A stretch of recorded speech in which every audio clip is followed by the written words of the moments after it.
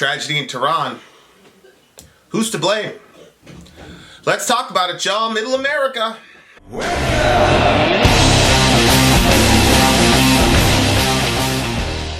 Well, I had heard somebody in the comment section yesterday asked me to cover this story, and I was silent on it because I did not want to talk about it until the information came out. So anytime you're in one of these situations, you always kind of have to struggle between trying to be the first one to break it or break it earlier so that you can hit on the algorithm, versus having all the information at your disposal so you can actually make an informed opinion on things.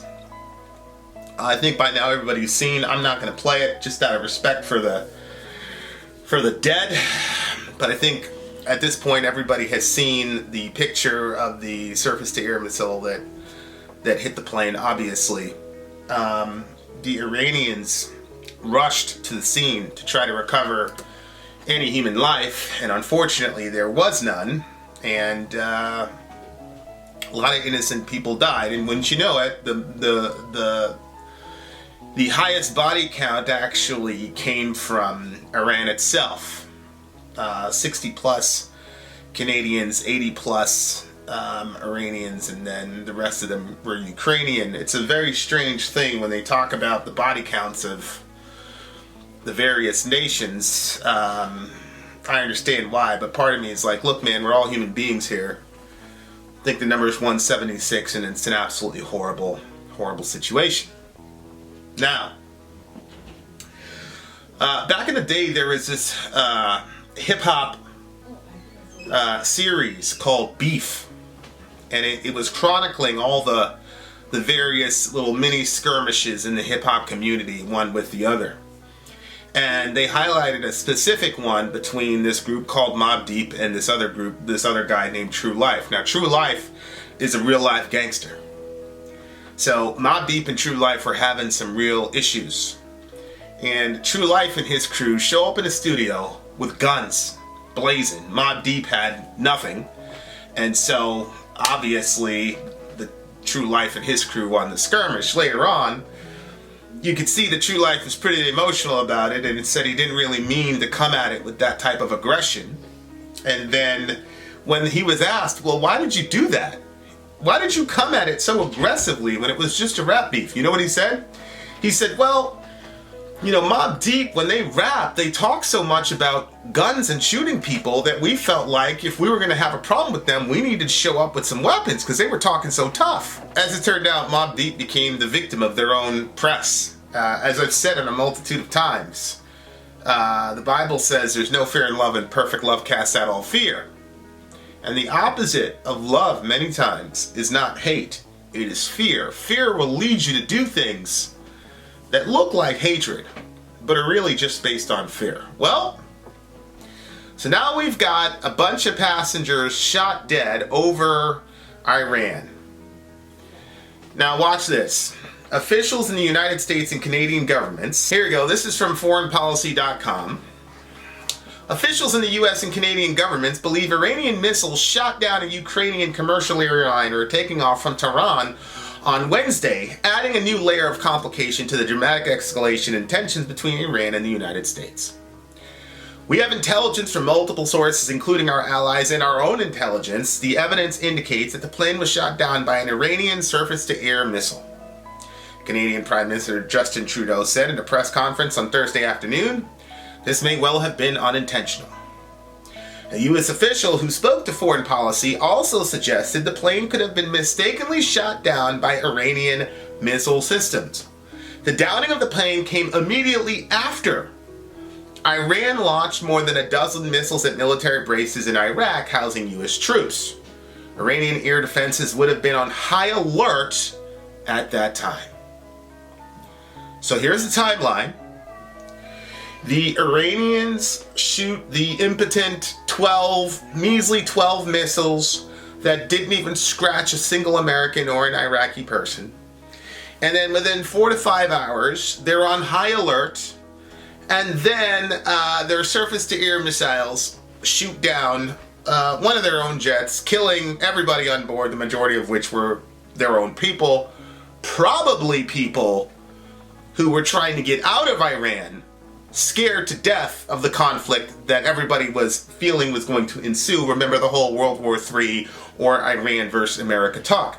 Now, why in the world would Iran have been on high alert right after they shot those 12 measly missiles at us? I don't know. Maybe it would have something to do with, oh, look at this, you guys.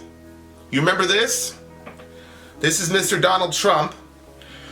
Iran has been talking very boldly about targeting certain USA assets as revenge for our ridding the world of their terrorist leader who had just killed an American and badly wounded many others. Not to mention all the people he killed over his lifetime, including recently hundreds of Iranian protesters. He was already attacking our embassy and preparing for additional hits in other locations. Iran has been nothing but problems for many years. Let this serve as a warning, all caps, that if Iran strikes any Americans or American assets, we have targeted 52 Iranian sites, representing the 52 American hostages taken by Iran many years ago, some at a very high level and important to Iran and the Iranian culture, and those targets in Iran itself will be hit very fast and very hard. The USA wants no more threats. I just want to put this in perspective for you, ladies and gentlemen. The picture that you see that says Iran is the real world. This is literally the amount of military forces we have surrounding this country. Okay?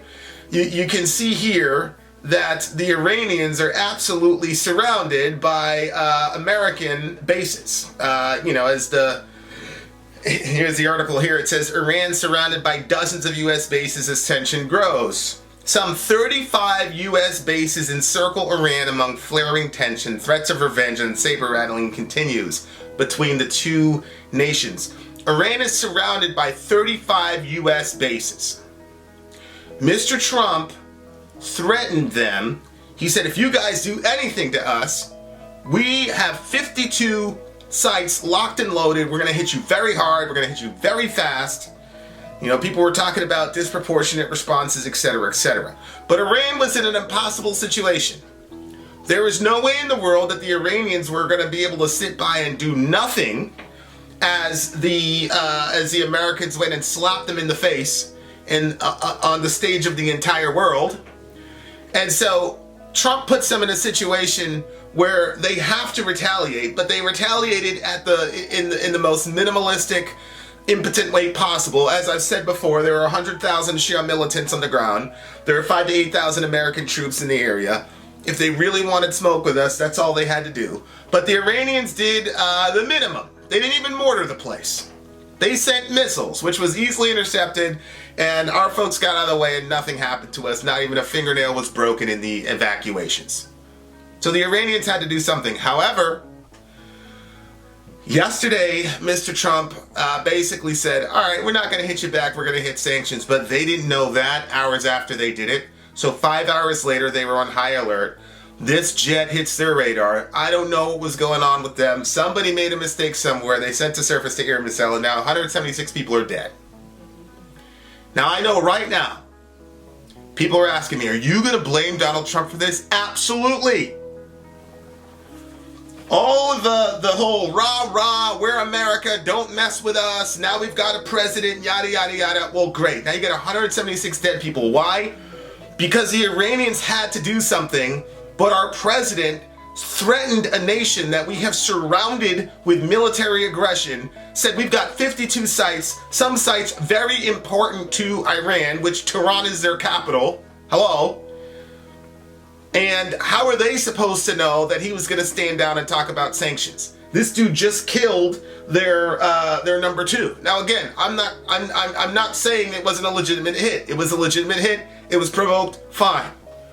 But when Trump comes back on Twitter and airs out a foreign policy decision, preemptively basically, on the stage of the entire world, how in the world are the Iranians supposed to know that after they launched those missiles, he was going to come back and just say that he was going to initiate sanctions on them? How are they supposed to know that? So these guys are on high alert. Now, I don't imagine that they would have very advanced missile systems, and it doesn't matter how advanced your missile systems are. When you are scared to death, which the Iranians obviously were, you do crazy things. And so they shot down this jet in an effort to defend themselves because they were scared to death of Mr. Trump. This is clear. I've been saying this from the beginning, that the Iranians know that they're no match for us. This was a desperate move on the Iranian part to try as they might to try to defend themselves. They were obviously scared to death. And it's clear to me that most of the Iranian passengers on that plane were probably trying to get the hell out of Dodge, considering what our president just said on Twitter. Now look, this is a constant pattern for Mr. Trump. I want you guys to think this through, because I know immediately. Now look, if you're one of these oversensitive Trump apologists, this is not the place for you. And I know you're gonna tell me that I'm going after Trump, liberal bias, da. Go watch the last 8, 9, 10 videos on Middle America where Trump has come up. Unfortunately, because of the DNC, I've had to defend him. I've had to defend him about the Mueller report. I've had to defend him about the silly Zelensky nonsense. Sorry, the vast majority of the time I get complaints on this channel, it's from leftists saying that I'm a secret Trump supporter or something like that. So miss me with it. The fact of the matter is people are dead. That's the facts. And I want to know if anybody on Trump's base is ever going to hold this man accountable for his rhetoric. Let's think about 2018, shall we? In 2018, I don't know if you guys remember this. This was coming up right before the vote, where the Democrats took back the House. And do you remember the Migrant caravan? You remember that? Migrant caravan, the big deal about the Migrant caravan, which Trump was basically using these people's plight as a chess piece to gin up support for the Republicans. This is what he said. Many gang members and some very bad people are mixed into the caravan heading into our southern border. Please go back. You will not be admitted into the United States unless you go through the legal process. This is an invasion of our country and our military is waiting for you. You remember that? You remember what happened after that? There was a synagogue that got shot up. And the reason the synagogue got shot up was because these Jewish people, following the command of Leviticus, which says you are to love your neighbor as yourself, decided that they were going to provide aid, relief, and comfort to the folks trying to get in the migrant caravan. And Mr. Bowers, the killer, says the following: HIAS likes to bring invaders that kill our people. I can't sit by and watch my people get slaughtered. Screw your optics, I'm going in.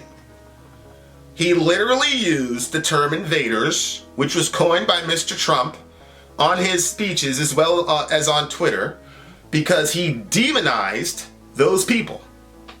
He demonized those people, and yet one silly crazy person, that's all it takes, who was afraid of these invaders who are going to kill our people, because remember, I'll say it again, you've got many gang members. How he knew that there were many gang members, we don't know. You remember, he also said that there were some Al-Qaeda figures as well in the migrant caravan. How soon we forget?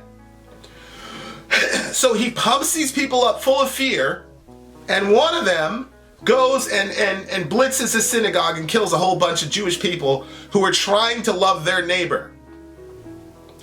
And when I said that Mr. Trump was partially responsible for this, all of the Trump, oh, you can't, hello, you're the leader of the free world. You're literally the most influential human being on the planet. Mr. Trump, you have got to get out of the I am a reality TV show star now. This is real life. Bodies are hitting the ground, and you are absolutely responsible. God knows the percentage to which you are responsible. People go, oh, well, crazy people are going to be crazy. Yup. And if you know anything about crazy people, all you need is one or two circumstances to push them over the brink. Or you can have a leader that actually pushes them to the other side of the fence and talks them off of the ledge. When you've got somebody on the ledge, you do one or two things. You can talk them off the ledge, or you can tell them to jump. Now, the fact that they're on the ledge is not your fault, but your area of responsibility is whether or not you did everything you can to get them off the ledge, or whether or not you did anything you could to get them to jump. And rhetoric like this got this guy to jump, and he killed all those people. And like I said, God knows the degree to which Mr. Trump was responsible, but he does bear culpability. And you're going to tell me now in this latest situation he bears no culpability? Look at the timeline. He killed the Iranian general. Fine. I've said from the beginning it's a legitimate hit. I don't think it's an act of war. Fine. Then he gets on, and because the Iranians had the audacity to say that they're going to get revenge because they had no other option but to say that, if an idiot like me, I was saying from the very beginning, no war was going to happen, no jihad was going to happen, and no World War III was going to happen. I knew that. I'm some idiot. I'm some idiot behind a computer with a camera who still doesn't know how to get my lighting correct, obviously. If I can figure that out, I am sure that Trump was surrounded by many intelligent people who could have told him the same thing. But what does he do? He gets onto Twitter. And he throws out all this bluster and pizzazz. And the Iranians are looking at this dude and taking him seriously. Because we had just disassembled the body of their number 2 guy, a move that literally no other human being on the planet Earth would have authorized except for Donald J. Trump. So they took him seriously. So then they get on high alert. They have to send some missiles. They have to respond somehow. They respond in literally the weakest way they possibly could. And then 5 hours later, 176 civilians have to pay the price because our president doesn't understand yet who he is in the world. And I just gotta say, when are Trump's apologists and followers finally gonna hold this man accountable? Some of you are gonna unsubscribe, which is fine. Because in the grand scheme of things, my silly little YouTube channel means nothing. You get 176 families completely ruined and destroyed. But when are Trump's base going to hold him accountable for the things that he says that affects the lives of people? You cannot tell me that there is not a direct correlation between the synagogue shooting and Trump's rhetoric, and between the shooting down of this plane and Trump's rhetoric on Twitter. You can't tell me that. It's there. It's obvious. It's plain as day.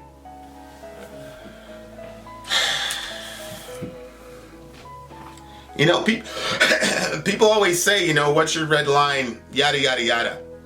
Look, guys, there's plausible deniability, and then there's leadership. And anybody that knows anything about leadership knows that it's very rare that a leader has to tell you to do something specific. Most leaders lead by influence. They lead by influence. Most leaders don't micromanage their people and tell them exactly what they have to do.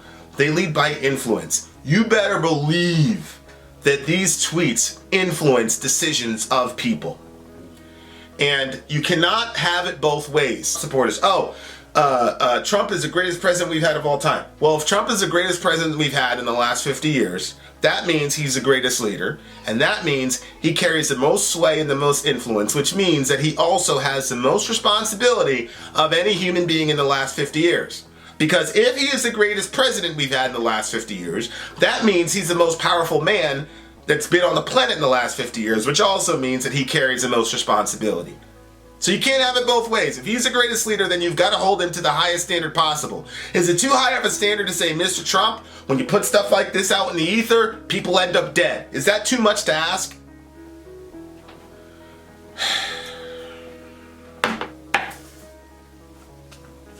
It's terrible, man.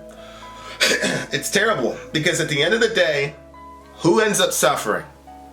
Is it the ruling class in Tehran, in Iran? Is it the Ayatollah who ends up suffering? No. If the Ayatollah wanted to get out of Iran, he's probably got some underground bunker, some private jet that he could go to if Iran was ever in serious trouble.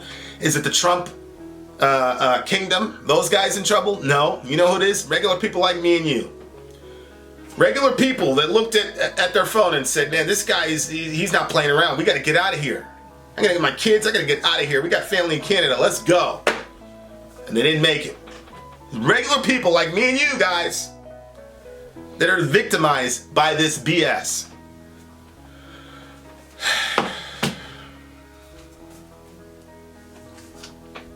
It's tragic, man. Terrible stuff. All right, well, there's really nothing else to talk about in this situation.